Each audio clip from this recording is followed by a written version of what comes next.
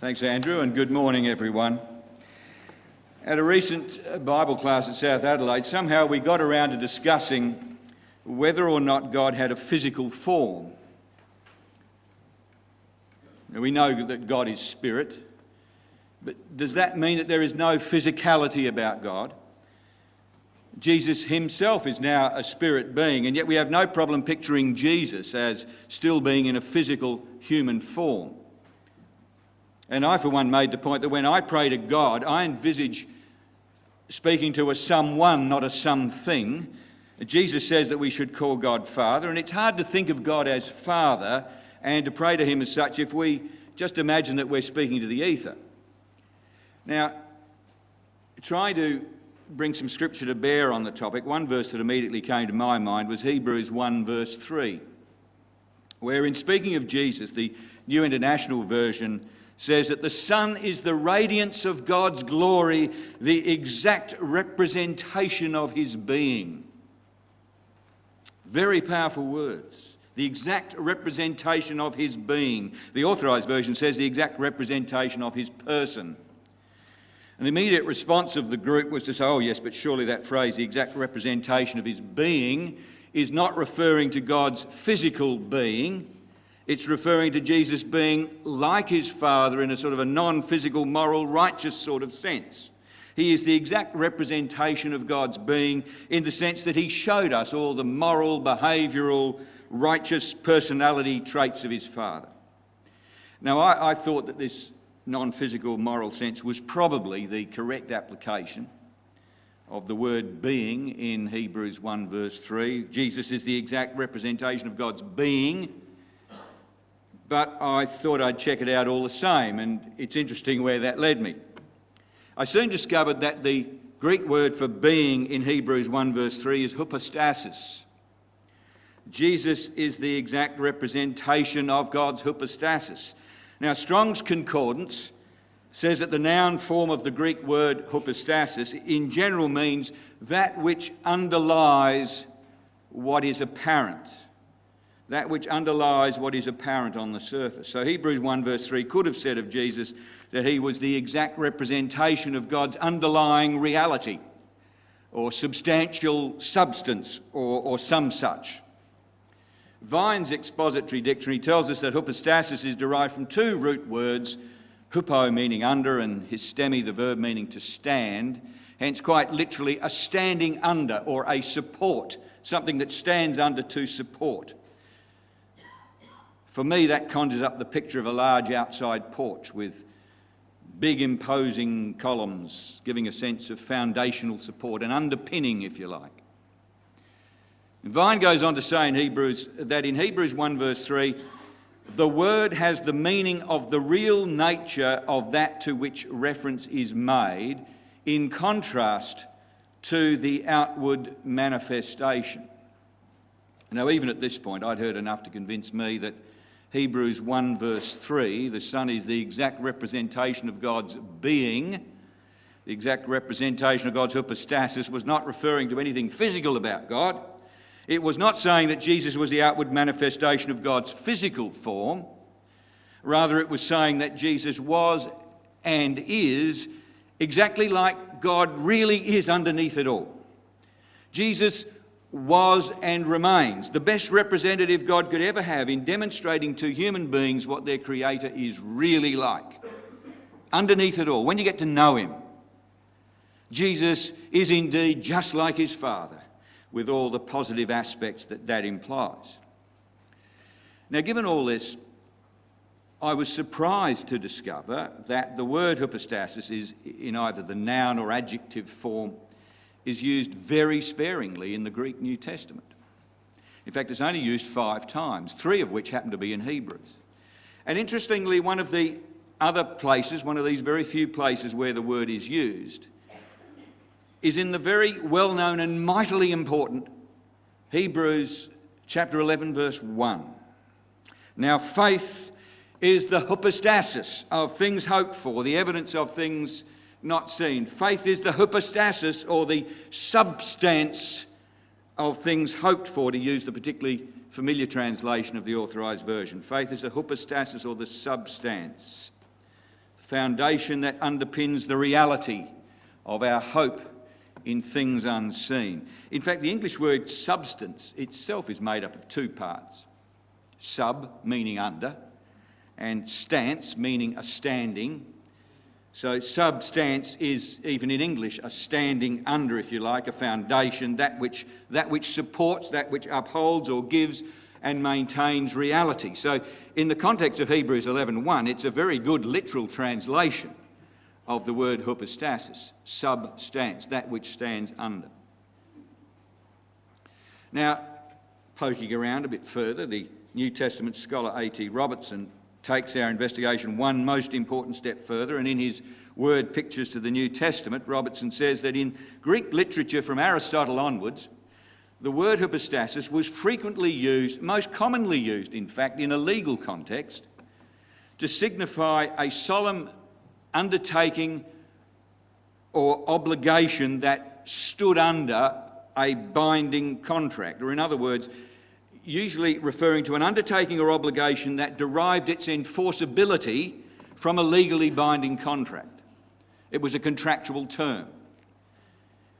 In fact, another scholar, the American Kenneth West, who was one of the lead translators of the New American Standard Version, later produced his own translation of the Greek New Testament, in which he specifically translated the word hypostasis in Hebrews 11 verse 1 as the legal term title deed.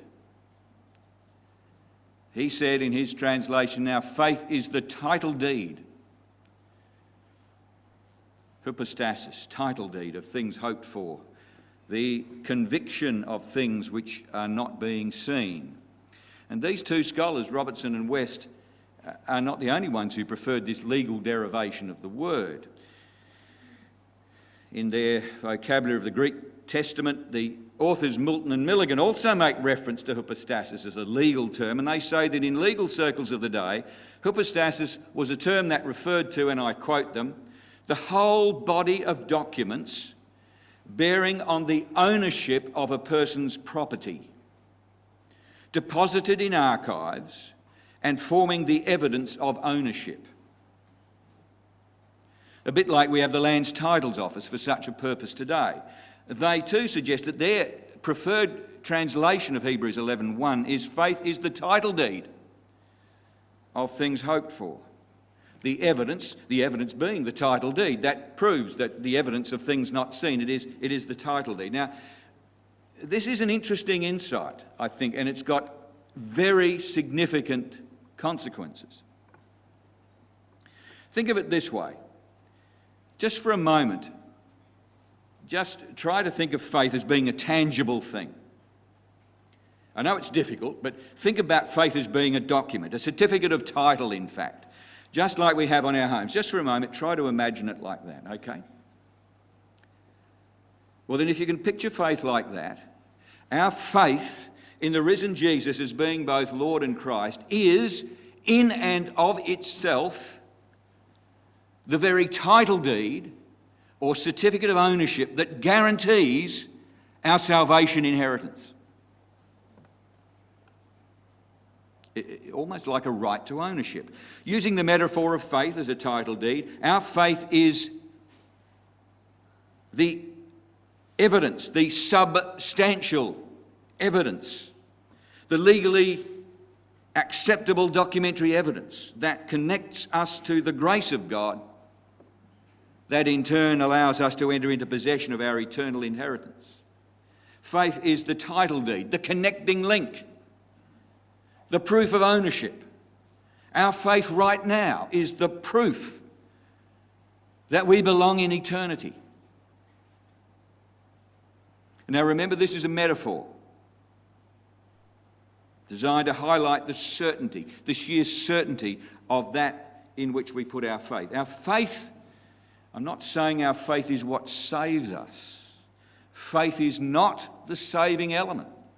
Otherwise, there might be cause for boasting. You have more faith than me, we have got more faith than them, that sort of thing. No, faith doesn't save us per se. Grace does. Grace saves us. Ephesians 2 verse 9, it is by grace that you have been saved, but it is through faith. Faith is the medium, or the passport, if you like, by which we enter into this grace in which we now stand, as Romans 5 has it. Grace is the saving element. Faith is the connecting mechanism. Grace is the power. Faith is the power cord. But now I'm beginning to mix my metaphors. So back to the idea of faith being the title deed, the hypostasis of things hoped for. In their vocabulary of the Greek New Testament, the authors Moulton and Milligan refer to the remarkable story of a first century woman by the name of Dionysia. And they describe her as a woman of set jaw and grim determination who lost a case in a local court over a piece of land to which she had laid claim. And not satisfied with the decision of the lower court, though, Dionysia appealed to a higher court in Alexandria. And so she sent a slave to the city of Alexandria with the legal documents establishing her ownership safely encased in a stone box, a stone casket or jar, I suppose you'd call it, stone box. But on the way, the slave lost his life in a fire which destroyed the inn where he had put up for the night. And alas, all was lost. For centuries, the desert sands of northern Egypt covered the ruins of the inn, the charred bones of the slave, and the stone box and its contents. And then, nearly 2,000 years later, archaeologists of the 20th century uncovered the remains. And in the stone box, they found the legal documents, the proof of ownership still intact. Only just, but they were intact, and they had the writing on the barely preserved note deciphered by experts, and the note that the grim and determined Dionysia had sent all those centuries ago to the judge in Alexandria. The note read, "In order that my lord the judge may know that my appeal is just, I attach my hypostasis." All that she included in the stone box with the note, the sum total of her documentary evidence, her written outline of submissions, if you like, she designated by the Greek word hypostasis, translated substance in Hebrews 11 verse 1. Faith is the substance of things hoped for. Faith is the hypostasis of things hoped for. The substance, the standing under, the foundation support, the title deed, the documentary proof, if you will, that gives us confidence in the surety of our claim. That proves that we belong in God's eternity. Now, what an amazing insight this is. Faith as the title deed of our eternal inheritance, the title deed of our kingdom inheritance, the assurance that we belong. Let's just for a moment consider the implications. It follows from this analysis that the act of exercising faith as one prays or as one leans on the resources of God in daily life, the exercise of faith in daily life is itself the title deed, the proof of ownership, the irrefutable evidence that our ultimate salvation to which we have been called is all locked away safe and secure. It's ours. Our faith, right here and now, our faith is in fact God's guarantee to us in advance that we already possess the salvation for which we hope. The title deed of our inheritance may still be in God's hands, awaiting the proper time for delivery, but it is ours in no lesser way than the bank may currently have the title deed to our home, but will surely deliver it up once we have satisfied the terms of the mortgage. When you own property, you are given a title deed to prove your ownership. Most of us never see it. It goes to the bank on the mortgage. But it is yours and no one can take it from you. In the same way, our faith is a title deed that God currently holds in our behalf. Perhaps this is what is meant by the idea of our names being written in heaven. Perhaps it's the treasure that we lay up for ourselves in heaven where moth and rust can't get at it. Our title deed to eternity, though, has already been written up. It's been recorded in heaven's entitlement inheritance office, and it's absolutely safe there. No one can take the title deed from us. It's in the heavenly safe. All of which brings me to Jeremiah 32. The picture in Jeremiah is a dramatic one. Nearly everything in Jeremiah is. It's in the very last days of the kingdom of Judah. The armies of Nebuchadnezzar have rampaged through the Judean countryside and they're now at the gates of Jerusalem. The siege works and the battering rams are slowly but surely taking their toll on the city's defences, and God's prophet Jeremiah is in prison, in the courtyard of the royal palace, inside the royal compound, very safe in there, surrounded on every side by the enemies of God, even among his own countrymen. They're all his enemies. He's totally friendless. He's been locked up because the political and religious authority simply, you can't have a prophet of God on the loose spreading treasonous exhortations to surrender to the Babylonians, because this is what you Jews deserve and this is what God has ordained. It's treason. Can't have it, got to lock him up. And he's long since been banned from the temple precincts. Like all God's prophets, he was dangerous goods. His every utterance was uncomfortable and upsetting for his contemporaries. So here he is, straight-jacketed, inside the most secure prison of the day, inside the prison in the courtyard of the royal compound, with no hope of escape. And yet, unknown to his captors, Jeremiah is probably as free and as at peace as he's ever going to be. Jeremiah, you have a visitor. Your cousin Hannibal has come to see you. Hannibal who? I venture to suggest this was probably the first time that first cousin Hannibal had ever come to visit Jeremiah, probably since their youth, and certainly since his calling as God's prophet. I can no doubt imagine the scene, Hannibal, slick, smooth, businesslike.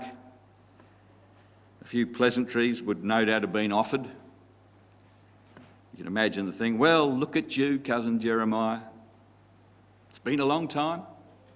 But I've got to say, you don't look a day older. It's a pity about your accommodation here, I know, but look, never you mind. Wheels are in motion. Wheels are in motion. You won't be here long. You'll be out of here soon, you'll see. Look, old fellow, I've got a proposition for you. Prison is a strange place to do business. But these are strange times. Remember the block of land that I had on our estate, the family estate at Anathoth? Jeremiah could remember it well, probably from their youth. They probably played there as boys. It had belonged to his uncle Shallum. And as first cousins, Hannibal and Jeremiah would have spent time in their youth on the family estate at Anathoth, which I suppose, it was about 3 miles north of Jerusalem. You could probably describe it as an inner suburb of ancient Jerusalem, much like, say, Unley or Nord, or probably Prospect would be better, in modern Adelaide. Just a short walk out of the city. In his day, it would have been prime real estate, or in its day anyway. Hannibal's got a proposition. Now, you may remember, Jeremiah, that I inherited the field at Anathoth some time ago when Dad died, your Uncle Shallum, but I can't really look after it anymore. And my business interests have simply outgrown the little place. But naturally, I thought of you, cousin. I thought of you. I wouldn't want it to be sold outside the family, for sentimental reasons, you understand. So I thought I'd offer it to you first. As a family member, it's your right to redeem it and possess it and buy it for yourself. I'll be moving away shortly, world traveller that I am. But you'll be out of here in no time, I'm sure. And I reckon that little block would be just the thing for a quiet retirement. You deserve it, cousin. Go on, treat yourself. Of course, absolutely nothing was said about the current state of the little block of land or the time frame within which Jeremiah was likely to acquire vacant possession. The whole surrounding countryside was at that very moment crawling with Babylonians. And I've often thought of the scene in terms of our own geography here in Adelaide. I spent all my growing up years in Unley, barely 2 or 3 kilometres out of the city. And I could and occasionally did walk back into the city and back home again into the meeting here occasionally. It'd only take 30 or 40 minutes. And Jeremiah's plight would be a bit like me being locked up in the basement of Government House on North Terrace, all safe and secure in the royal compound. And a cousin I hadn't seen for years, out of the blue, suddenly offering to sell me the family home in Unley that had somehow or other come into his hands. But just omitting to tell me that a bunch of Babylonian thugs was currently partying in the place and that Nebuchadnezzar's armies were making themselves comfortable in the parklands. Now, what do you reckon that state of affairs might do to house and land prices? And that's the situation we have in Jeremiah 32. But of course, head in the clouds prophets aren't meant to have their commercial feet on the ground, are they? Hannibal most likely would have thought that Jeremiah was probably so heavenly minded he'd be no earthly good. And here was a golden opportunity to fleece a gullible prophet and pocket the proceeds.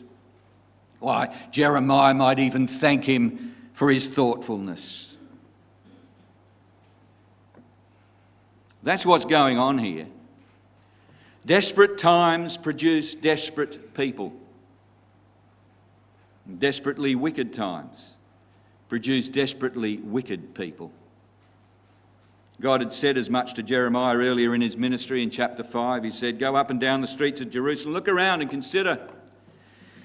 If you can find just one person who deals honestly and seeks the truth, I will forgive this city," said God.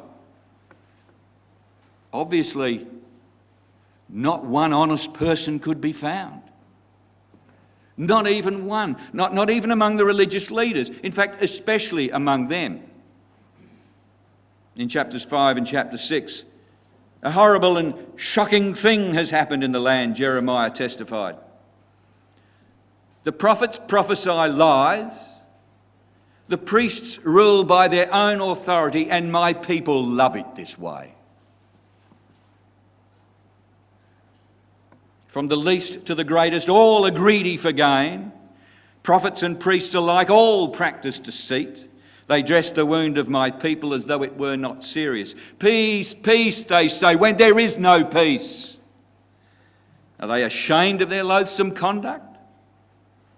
No, they have no shame at all. They don't even know how to blush. From Jeremiah 6. But Jeremiah had been forewarned of Hannibal's honey smooth flatteries.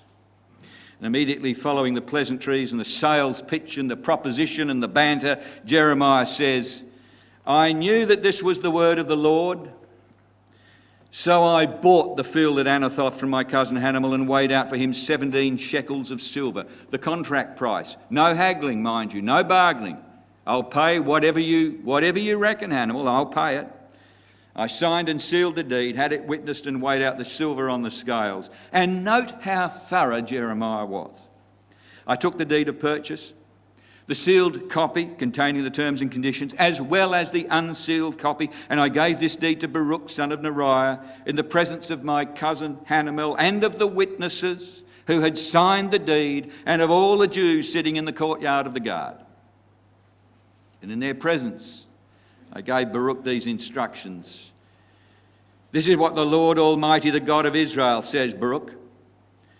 Take these documents, both the sealed and the unsealed copies of the deed of purchase, and put them in a clay jar so that they will last a long time. For this is what the Lord Almighty, the God of Israel, says. Houses, fields, and vineyards will again be bought in this land. I'll bide my time." It's true, Jeremiah has never to this day taken possession of his family's estate. But what do you reckon? Would any of us seriously doubt that his hypostasis, his title deed, is still there?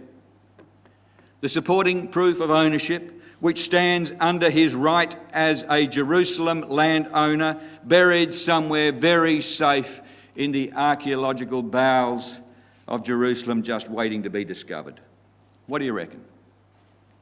I've no doubt that our God, who keeps justice for thousands, whose very own habitation is righteousness and justice, will deliver justice to his prophet and honour the title deed, so carefully, so painstakingly preserved at God's instruction all those years ago.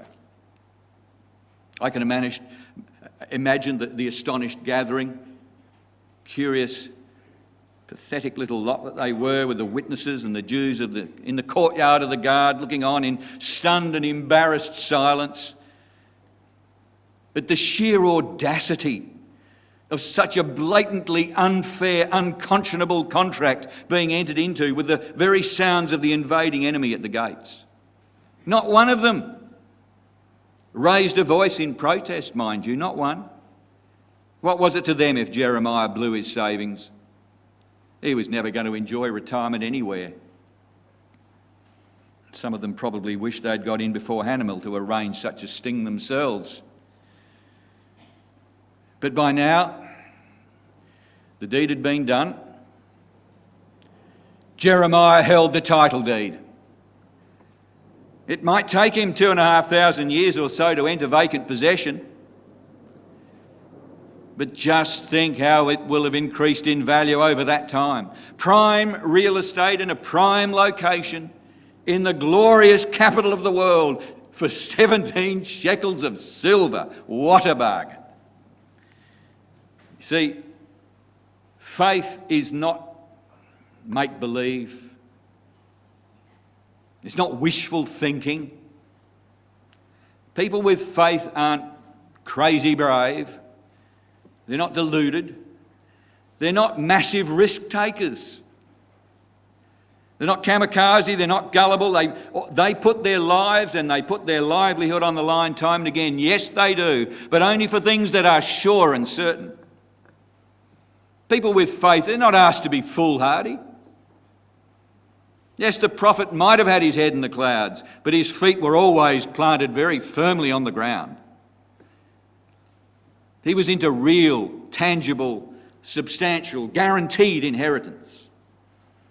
His was no starry-eyed gamble. It was a surefire investment with a guaranteed return in a way that none in that motley little gathering could ever have understood. This really was the deal of a lifetime. The sting was on them. And so, with his wide-eyed, shameless audience looking on, shuffling around, they no doubt were, with just the faintest hint of mild embarrassment, Jeremiah exclaims in front of them all, "Ah, sovereign Lord, you who have made the heavens and the earth by your great power and outstretched arm, nothing is too hard for you. Your eyes are open to all the ways of men, even the crooks and the con men.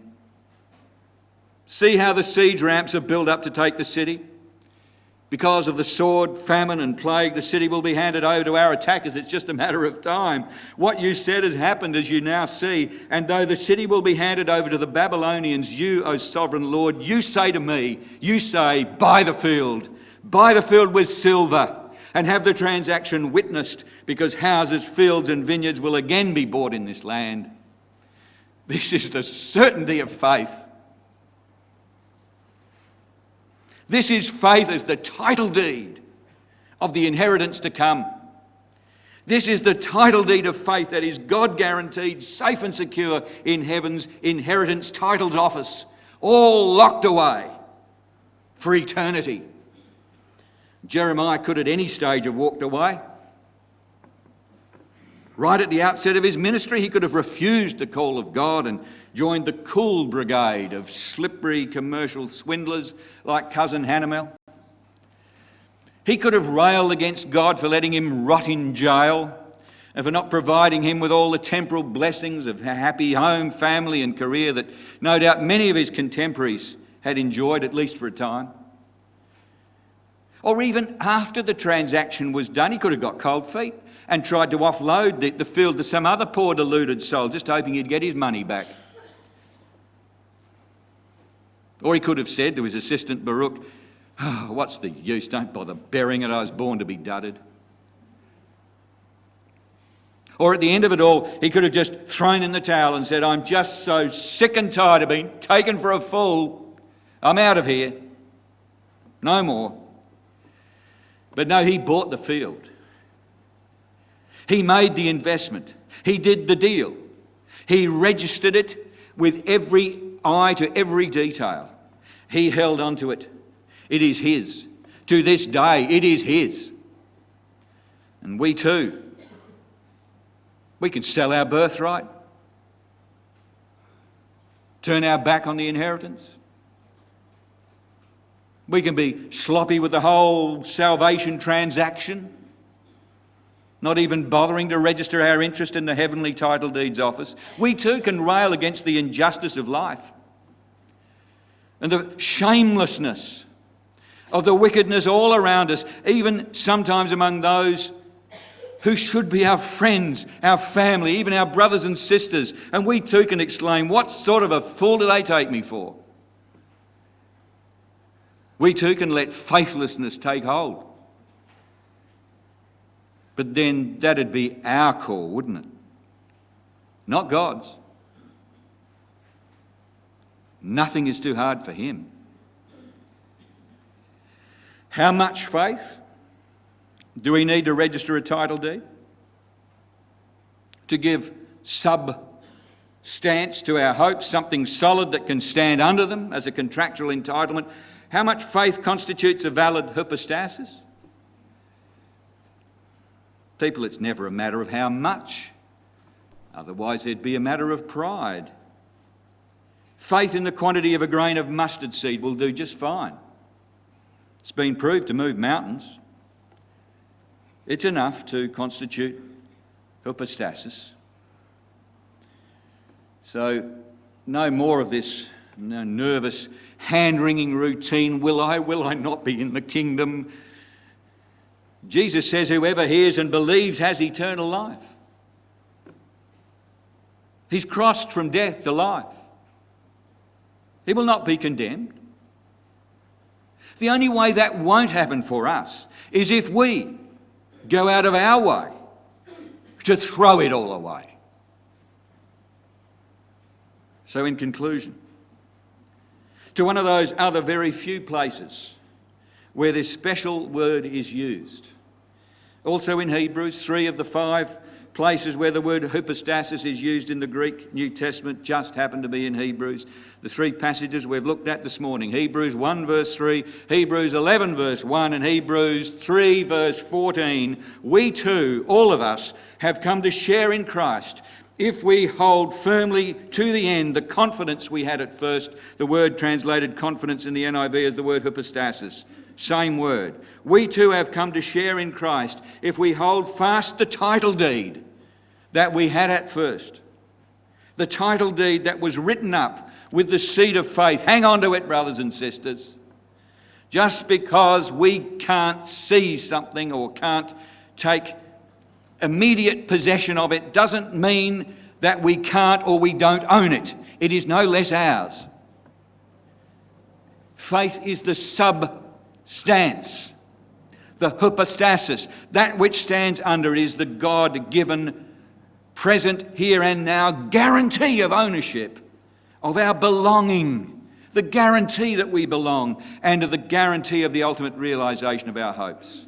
As with buying a block of land, you get the title deed prior to taking possession. You have to. The title deed must always come first. But once we have the title deed all safely locked away, and of course assuming that we ourselves don't go out of our way to destroy it, commit sabotage, then we will most certainly receive full and final possession of the property described in that title deed. It's just that in the business of the Spirit, full and final possession may take a little longer than in the business of real estate, because after all, in the Spirit, We're speaking of things that are eternal and not of things that are transient. But make no mistake, we have all come to share in Christ if we hold the title deed of faith firmly to the very end. It really is just as complex and just as simple as that.